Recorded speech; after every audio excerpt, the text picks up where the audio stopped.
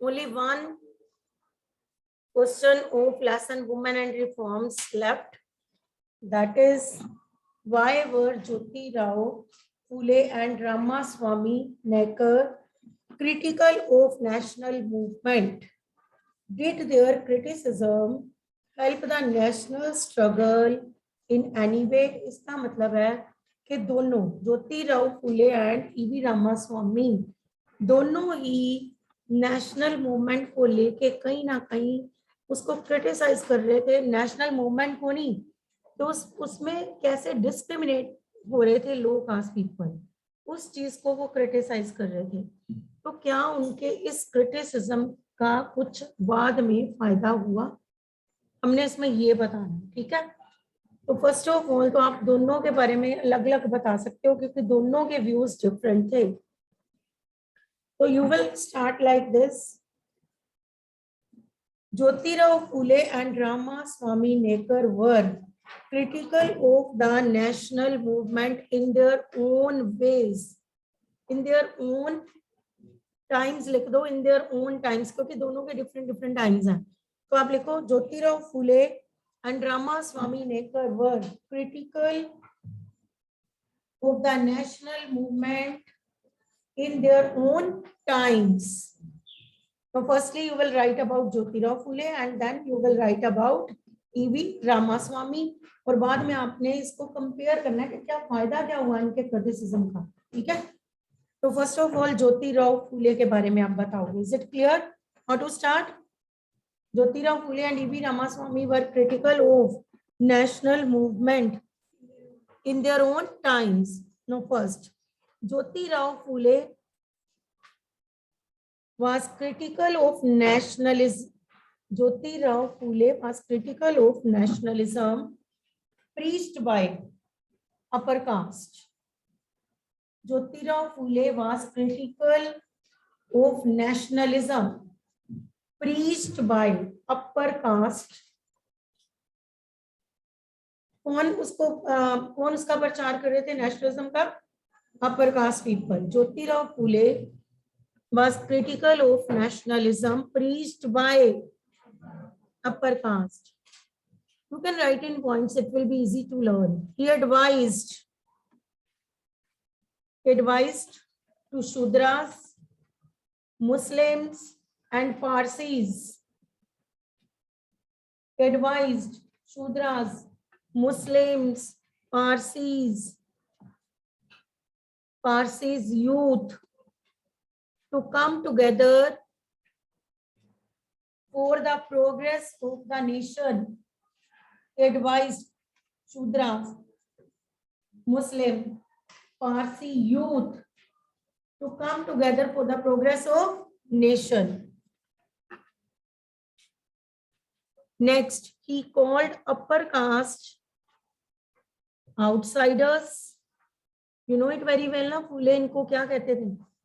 Upper caste को, क्योंकि Aryans को कहते थे ये आउटसाइडर्स हैं, सब कॉन्टिनेंट से के बाहर से आए हैं।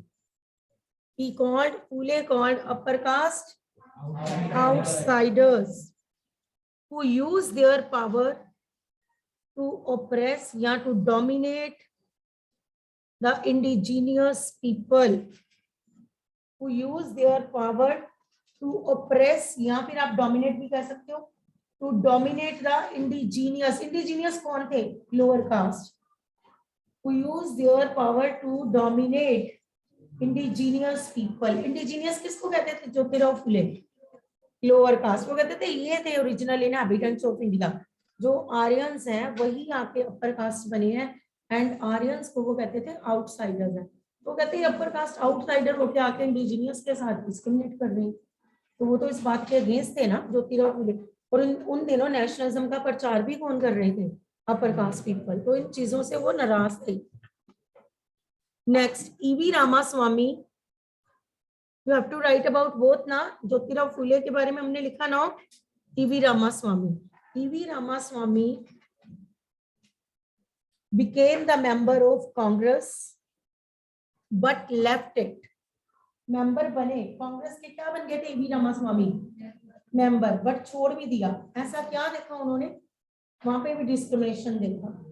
E.V. Ramaswamy became the member of the Congress but left it when he saw sitting arrangement, when he saw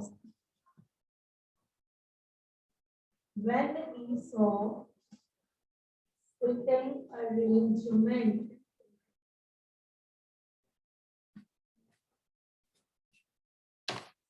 E.V. Ramaswamy Congress के मेंबर बने बट उन्होंने इसको छोड़ दिया. ऐसा कुछ देखा होगा ना उन्होंने. When he saw sitting arrangement during feast organized by Congress, during feast organized by Congress, during feast organized by Congress, where upper and lower caste people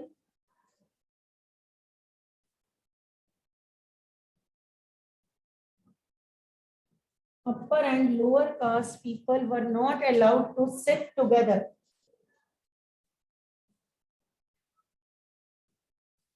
Upper and lower caste people were not allowed to sit together. कई बार पता है क्या होता था, upper caste को seats मिलती थी, lower caste को नीचे बिठाते थे. ऐसे भी होता था. No seats were given to lower caste, upper caste people were provided seats. उन्हें सीट्स प्रोवाइड की जाती थी. मींस कांग्रेस के सेशंस भी जब होते थे तो लोअर कास्ट को वहां पे भी सीट्स प्रोवाइड नहीं करते थे, उन्हें खड़े रखते थे या नीचे बिठाते थे. लोअर कास्ट को, अपर कास्ट को प्रॉपर सीट्स मिलती थी. तो ये सब कुछ जब उन्होंने वहां पे भी डिस्क्रिमिनेशन देखा, इट मींस नेशनलिस्ट मूवमेंट के दौरान ही सब कुछ देखा ना कि कांग्रेस के ही सेशन हो रहे और वहां पे ही डिस्क्रिमिनेट किया जा रहा है लोगों को. तो ये सब कुछ उन्होंने नोट किया. अब यस, अब आप इसके बारे में बता दोगे. बी पार्ट देखो. Did their criticism help the national struggle in any way? Yes, their criticism helped the national struggle because it became the tool to eradicate the differences related to caste, religion, and gender. Yes, started from the question. Yes, their criticism. See the question. आपको ये line learn नहीं करनी पड़ेगी ना, आपको ये learn नहीं करनी लाइन्स गिवन. यस लिखना है सिर्फ आपने. Yes, their criticism. हेल्प का क्या हो जाएगा, क्योंकि डिड है ना, help the national struggle because it became the tool to eradicate the differences. To eradicate नहीं लिखना, to end लिख लो. To eradicate the differences related to caste, religion and gender. क्योंकि हम वुमेन का भी कर रहे हैं ना बच्चे इसमें, तो हम जेंडर भी मेंशन कर देंगे. वुमेन के साथ भी डिस्क्रिमिनेट होता था. Related to caste, religion and gender. Is it clear? हमने ये बताया कि दोनों ही नेशनलिस्ट मूवमेंट को लेके कहीं ना कहीं नाराज थे कि वहां पे डिस्क्रिमिनेशन था. ज्योतिबा फूले भी नाराज थे. ऐसा क्या देखा ज्योतिराव फूले ने कि कैसे अपर कास्ट ही प्रीच कर रही है इसको, और साथ में उन्होंने देखा कि अपर कास्ट को तो उन्होंने खुद ही काटा कि आउटसाइडर्स हैं. ये ब्राह्मण जो है, ये जो अपर कास्ट पीपल है, ये आर्यंस से, एंड ये तो बाहर से आए हैं, फॉरेनर्स हैं, उनको फॉरेनर्स कंसिडर करते थे. और वो कहते थे कि कैसे ये लोग अपनी पावर मिसयूज करते हैं to dominate the indigenous Indian indigenous, कि कैसे इन लोगों को वो डोमिनेट करके रखते हैं. ठीक है. फिर हमने कहा E.V. रामास्वामी, वो तो खुद ही मेंबर थे. किसके मेंबर थे वो? कांग्रेस. और वो छोड़ दी उन्होंने. ऐसा क्या, उन्होंने वहां पे क्या देखा? सीटिंग अरेंजमेंट में उन्होंने डिस्क्रिमिनेशन देखा. अब अपने वे से लिखो कि सिटिंग अरेंजमेंट में डिस्क्रिमिनेशन देखा, where seats were not allowed to the people of lower caste and seats were provided to the upper caste during the Congress feast. Congress के फीस के दौरान किसको सीट्स प्रोवाइड की जाती थी? And lower caste people were not provided seats. They had to stand at the back. Sometimes they had to sit on the floor. अपने वे से मेंशन कर दो, ठीक है? हमने नहीं भी लिखा, you can write. फिर आप बताओ कि ये डिस्क्रिमिनेशन उन्होंने सब कुछ नोट किया. फिर आप बताओ यस, इसका फायदा हुआ. क्यों? क्योंकि यही चीजें क्या बन के आई? टूल. किसको खत्म करने के लिए? To eradicate differences on the basis of caste, religion and gender. ठीक है, ये है, हमने ये बताया. You can write according to your own choice. Change भी कर सकती हूँ, ठीक है. पीवी रामास्वामी कांग्रेस के मेंबर थे बट छोड़ा जब नोट किया कि कैसे कांग्रेस फीस के दौरान इनको डिफरेंट कैसे सीट्स ही नहीं प्रोवाइड की जाती लोअर कास्ट को. और ज्योतिराव फुले ने नोट किया कि नेशनलिज्म प्रीच्ड बाय अपर caste people. Lower caste people को वो साथ लेके लोग नहीं चलते थे. Upper caste people lower caste को अपने साथ लेके नेशनलिज्म जब प्रीच करते थे तो लोअर कास्ट को साथ लेके नहीं चलते थे, ठीक है. तो इस वे से आप इसको कर सकते हो. No, is it clear? Is there is any problem regarding chapter women and reforms, women caste system and reforms? Is there is any problem? एक बार मैं क्विक बोलती हूँ तो आप देख लो. First is knowledge of ancient text help the reformers promote new law. आता है सबको? Different reasons people had for not sending girls to school. अपने आप बन जाना है. क्यों लोग अपनी बेटियों को स्कूल नहीं भेजते थे? You know it well. Next is Christian missionaries पे अटैक किए गए क्योंकि लोगों को डर था कि ये क्या कर रही हैं. रिलीजन, लोग हिंदुइज्म को छोड़ के किधर जा रहे हैं? क्रिश्चियनिटी की तरफ. और साथ में कहीं इसको सपोर्ट, कहीं उन्होंने सपोर्ट भी किया. क्यों? उनको लगता था कि कहीं ना कहीं ये रिफॉर्म्स भी इंट्रोड्यूस हो रहे हैं. उनकी इकोनॉमिकल एंड एजुकेशन जो कंडीशन है ना उसमें इम्प्रूवमेंट हो रही है. नेक्स्ट, फिर हमने किया new opportunities opened up for people who came from caste that were regarded as low. तो उनके लिए क्या न्यू अपॉर्चुनिटीज थी? वो सिटीज में आए. सिटीज में बिल्डिंग एक्टिविटीज को लेकर बहुत कुछ था. वहां पे सड़कें बननी थी, ब्रिजेस बनने थे, है ना. Railway station were to be set up. आप अपने अपने पॉइंट्स बनाओ. भूल जाओ बुक में क्या लिखा है, बुक को ना बोदर करो. अपने वे से बताओ क्या क्या करना था. बिल्डिंग्स बननी थी, सब कुछ. And that needed labour. उसके लिए क्या चाहिए थी? लेबर कहाँ से आई? From lower caste. Lower caste के पीपल ही लेबरर्स बन के आए. कहाँ से आए? विलेजेस छोड़ के आए. विलेजेस को क्यों आए? सिटीज में in search of better future. आप सबको तो वहां पे जॉब नहीं मिली ना, रश हो गया वहां पे. तो some went to work in plantations in Assam, Trinidad, Mauritius, उधर चले गए. फिर हम कहेंगे कि न्यू प्लेसेस जो थी उन पे उनका एक्सपीरियंस जो था, वहां पे सेटल होना was not easy for all. एक नई जगह जाके सेटअप होना इट्स नॉट इजी. हम ये बताएंगे. फिर भी हम कहेंगे कि वो लोग खुश थे because they got freedom from the exploitation of the upper cast. कहीं ना कहीं उन्हें उनके एक्सप्लॉयटेशन से फ्रीडम मिल चुकी थी. चाहे वो नई जगहों पे जाके उनको मुश्किल तो थी बट वो दिल से खुश थे. Is it clear? अब ये क्वेश्चन क्रैम ना करना प्लीज. नेक्स्ट, ज्योति अगर करण को आते हैं ना तो मीन्स सबको ही आते हैं. फिर why, how did Jyotirao the reformers justify criticism of caste inequality in society?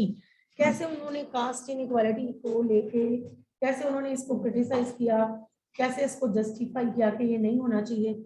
ऐसा क्या किया ज्योतिराव फुले ने? ज्योतिराव फुले ने सबसे पहले तो आर्यंस को क्या बोला? आउटसाइडर्स. और कहा कि ये बाहर से आए हैं, आउटसाइड द सब कॉन्टिनेंट. और कहा कि ये आर्यंस जो है यही कास्ट डिस्क्रिमिनेशन लेके आए हैं. और they consider them upper caste, mostly Brahmins, and they discriminated the original inhabitants of the country and considered them lower caste. तो उनके साथ इनजस्टिस होता था. ठीक है. फिर आपने बताना है कि ज्योतिराव फुले ने एक बुक भी लिखी, गुलामगिरी, स्लेवरी. ठीक है. And in that book he told how low caste people were badly treated by high caste, or slaves were treated badly by their masters. Then he set up Satya Shodak Samaj that was open for the people of all castes. No discrimination was there. Next, Phule why did Phule dedicate his book Ghulam Giri to American movement to free slaves? क्यों dedicate की उन्होंने अपनी book? उन्होंने link एक connection जो था ना वो देखा दोनों में कि अमेरिका में जो ब्लैक्स थे उनके साथ इनजस्टिस हो रहा था, उनके साथ America blacks were treated badly bye whites and in India upper caste people treated badly with lower caste people. तो उन्होंने उनका कनेक्शन एक उन्होंने डेवलप किया कि देयर इज कनेक्शन, वहां पे ब्लैक्स के साथ जो इनजस्टिस हो रहा है same happened in India with the people of lower caste. तो इस वजह से ठीक है आएगा ये। नेक्स्ट, गुलामगिरी का ईयर पता होना चाहिए और साथ में Gulamgiri means slavery. Ambedkar want to achieve through temple entry movement, क्या अचीव करना चाहते थे? Equal rights for all, equal opportunities, equal rights for all, ये अचीव करना चाहते थे ना। अंबेडकर खुद दलित थे तो वो नहीं चाहते थे, in those days Dalits were not allowed to enter the temples, उनको टेंपल के अंदर जाने नहीं देते थे। तो अंबेडकर वांटेड, क्या चाहते थे? Equality and equal opportunities for the people, he was against discrimination, so that's why he started temple entry movement in 1927. Most followers of this movement were people of Mahar caste. फिर उन्होंने इस movement को 3 बार इसमें इस movement को launch किया और इसमें 3 मूवमेंट्स इसके अंडर लॉन्च की 1927 टू 1935। और उन्होंने इसमें किसको उन्होंने चैलेंज किया? ब्राह्मण। बिकॉज अब क्या करना शुरू कर दिया था, lower caste people started collecting water from the tanks of temple.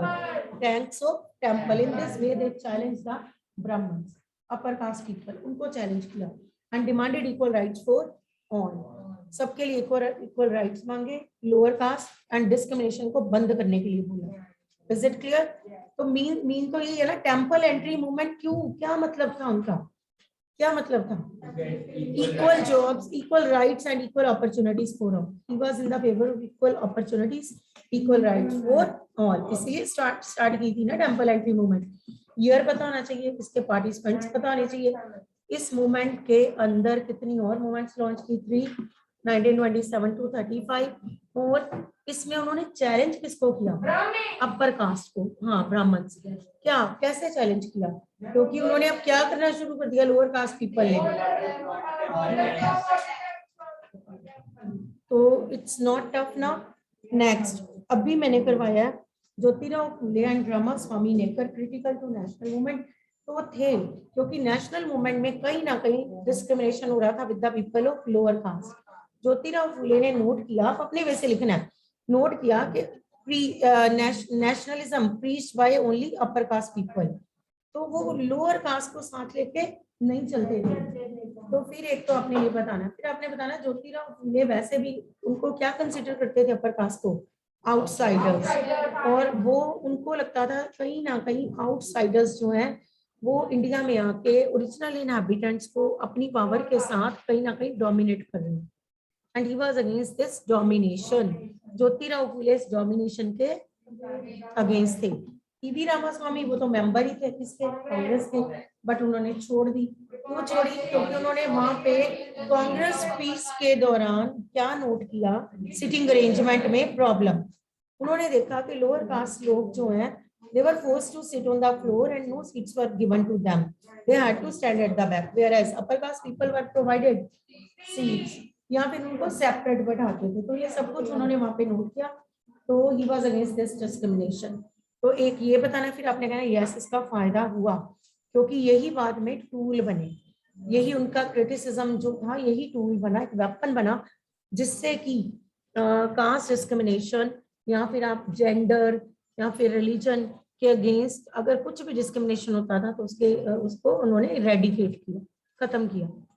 ठीक है, तो ये सारे क्वेश्चंस, अब मुझे नहीं लगता अगर बच्चे को क्वेश्चन हिंदी में आ रहा है ना, समझ आ रहा है, तो आप आंसर भी अपने मन में हिंदी में सोच के ना, no then you can translate in English. आपकी इंग्लिश बुरी नहीं है, यू कैन ट्रांसलेट। आप एक पब्लिक स्कूल के बच्चे हो, आप ट्रांसलेट कर लोगे। आपको क्वेश्चन हिंदी में आना चाहिए, आंसर हिंदी में पता होना चाहिए कि इसमें मैंने ये लिखना है। You should know the main answer only, क्योंकि नहीं तो ये क्वेश्चन 110% ये क्वेश्चन आपको बहुत टफ लगेंगे अगर आप क्रैमिंग करोगे, क्योंकि हिस्ट्री के क्वेश्चंस थोड़े से बड़े बड़े हैं। आप इन प्रीवियस चैप्टर आप रेड अबाउट टेक्सटाइल, है ना, तो वो कैसे एक दूसरे से मैच भी हो रहे थे आंसर्स, कि ब्रिटेन में टेक्सटाइल आई तो इंडियन प्रोड्यूसर्स के ऊपर क्या असर पड़ा, ठीक है, इंडियन इंडस्ट्रीज को बिगिनिंग ईयर्स में क्या प्रॉब्लम्स आई, सेम आंसर्स, ठीक है ना। बट अगर बच्चे को अंडरस्टैंडिंग होगी, बच्चे को हिंदी में आंसर पता है, तो ही और she can write in an easy way. मैं बिल्कुल फेवर में नहीं हूँ कि बच्चा इसको क्रैम करे, क्रैम करके इसको लिखे, अंडरस्टैंडिंग के साथ आंसर करने हैं। और ये अंडरस्टैंडिंग का एक ही तरीका है, क्वेश्चन को 2-2 3-3 बार पढ़ो, मन में क्वेश्चन की ट्रांसलेशन करो, फिर उसका हिंदी में मन में आंसर सोचो और उसको इजी लैंग्वेज में ट्रांसलेट करो। नो प्रॉब्लम, आपके टेंसेस गलत हो जाएंगे ना, डरना नहीं है। टेंस गलत कर दोगे ना, वैसे तो हिस्ट्री पास्ट टेंस में होती है, ठीक है, क्योंकि बीत चुकी बातें हैं, सिविक्स नहीं, हिस्ट्री पास्ट में होती है। आप थोड़ा टेंस गलत कर दोगे ना, नो प्रॉब्लम, इतने नंबर नहीं कटेंगे। आपके स्पेलिंग मिस्टेक हो जाएंगे, नो प्रॉब्लम। फूले के स्पेलिंग गलत लिख दिया जैसे, कोई बात नहीं, जो तो क्वेश्चन में स्पेलिंग होता है यू कैन राइट। अगर कोई नहीं है तो आप थोड़े बहुत गलत भी लिख दोगे, नो प्रॉब्लम। आपको वर्ब, आपने सेकंड फॉर्म ऑफ वर्ब लगानी थी, आपने फर्स्ट यूज कर ली, नो प्रॉब्लम। बट अंडरस्टैंडिंग के साथ करना, जो पूछा वो लिखना है। ये ना हो पूछा कुछ हो बच्चा कुछ लिख रहा है, ऐसा ना हो प्लीज। टेम्पल एंट्री मूवमेंट है तो बच्चा इसमें लिख के आ रहा है ब्राह्मण्स वो आउटसाइडर्स थे, डोमिनेट करते थे, ये तो इसमें आना ही नहीं है। टेम्पल एंट्री मूवमेंट क्यों स्टार्ट की, because he wanted equality, he was in the favour of equality and equal opportunities, सबको इक्वल अपॉर्चुनिटीज प्रोवाइड की जाए। He wanted to promote the dignity of the Dalits. Dalits की respect चाहते थे वो society में, कि इनको भी राइट दो, equal right should be given to these people also. तो इस वे से इसीलिए टेम्पल एंट्री मूवमेंट के भगवान तो सबका है, गॉड जो है दैट इज फॉर ऑल। भगवान तो कोई डिस्क्रिमिनेट नहीं करता, ठीक है, गॉड थोड़ा डिस्क्रिमिनेट करता है, मंदिर गुरुद्वारे डिस्क्रिमिनेट थोड़ा करते हैं। तो इसलिए आपने अपने वे से अपना आंसर फ्रेम करना है and you there is no need to cram. Is it clear?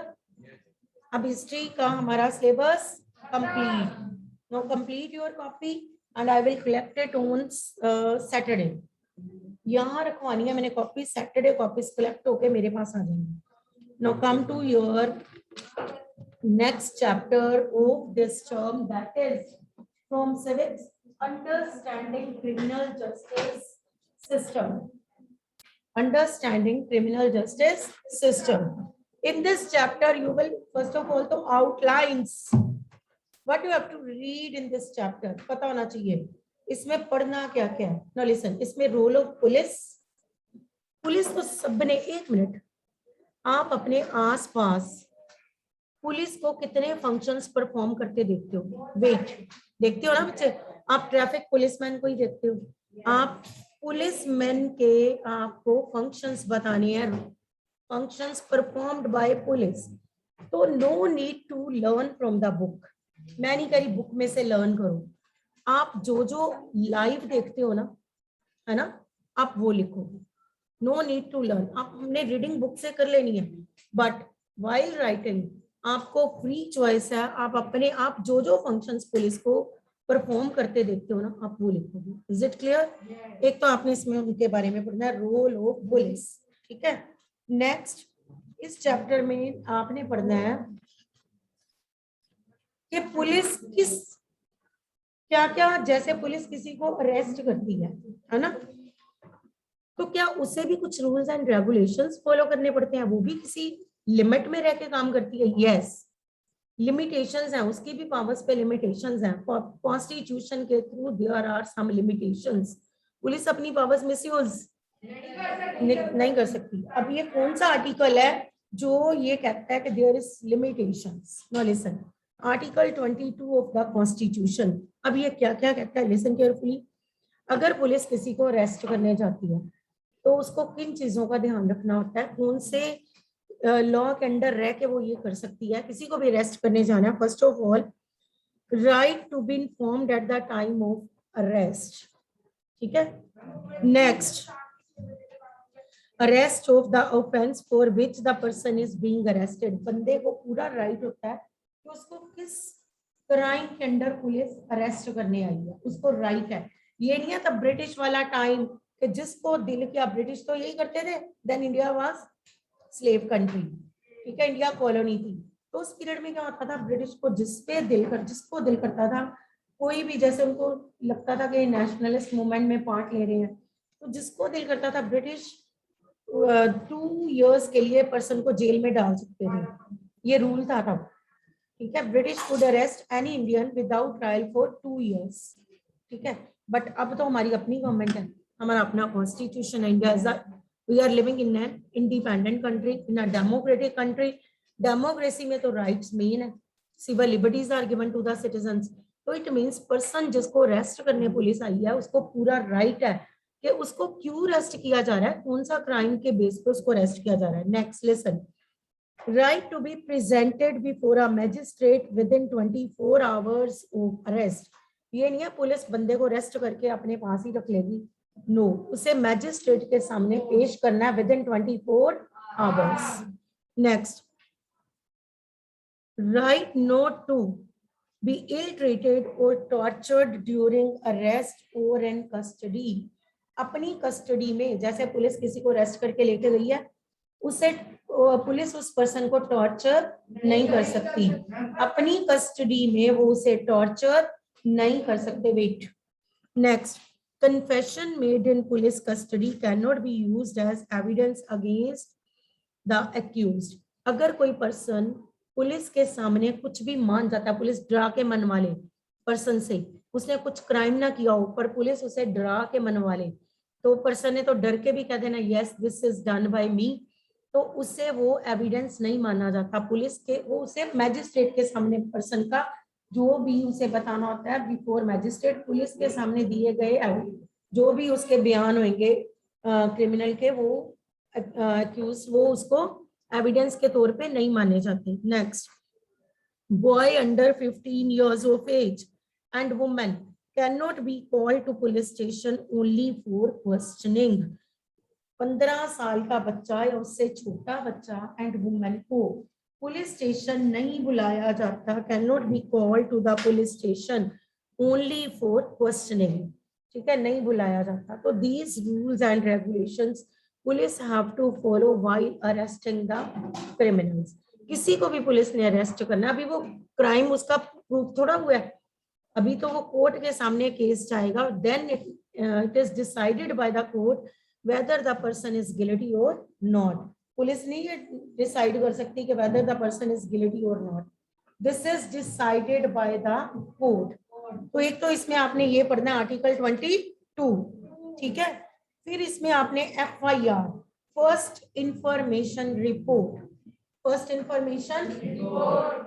अगर किसी एरिया में, मैं चलो छोटी सी एक बात बताती हूँ, फॉर एग्जाम्पल किसी एरिया में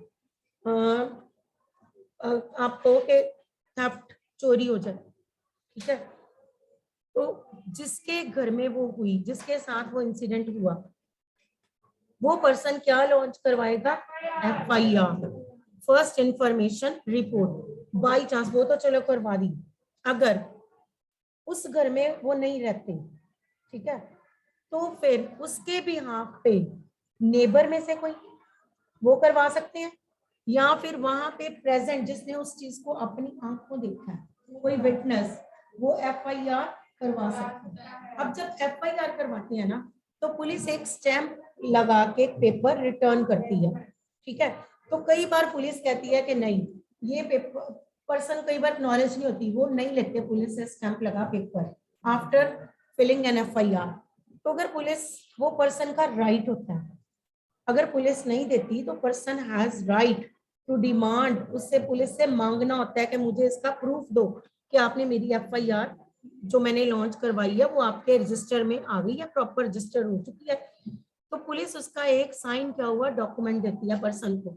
तो अगर वो नहीं देती तो कल को पुलिस तो कहेगी कोई FIR हुई नहीं थी, आप प्रूव ही नहीं कर पाओगे कि मैंने तो FIR कराई थी, तो फिर आप प्रूव करो, आपके पास कहाँ है वो स्टैंप वाला पेपर।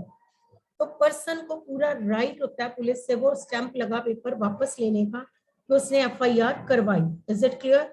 एक तो FIR जरूरी नहीं होता कि वही पर्सन जिसके साथ कुछ ऐसी बात, कुछ आप रोड पे जा रहे हो, ठीक है, तो रोड पे ही आपकी, जैसे किसी ने चेन पहनी हुई है, चेन स्नैचिंग हुई, तो जो जिसने पहनी हुई थी वो गिर गई, अगर वुमेन है तो वो गिर गई, उसे चोट लगी, तो जरूरी नहीं वो वुमेन ही वहां पे जाके FIR करेगी, वहां पे और भी तो लोग होंगे जिन्होंने आपको देखा होगा, वो उस वुमेन के बिहाफ पे वहां पे जाके FIR करवा देंगे। और बदले में पुलिस क्या देगी, एक स्टैंप लगा पेपर देगी जिसपे वो प्रॉपर रिकॉर्ड आ जाएगा कि police has done the FIR, कि पुलिस ने FIR की है।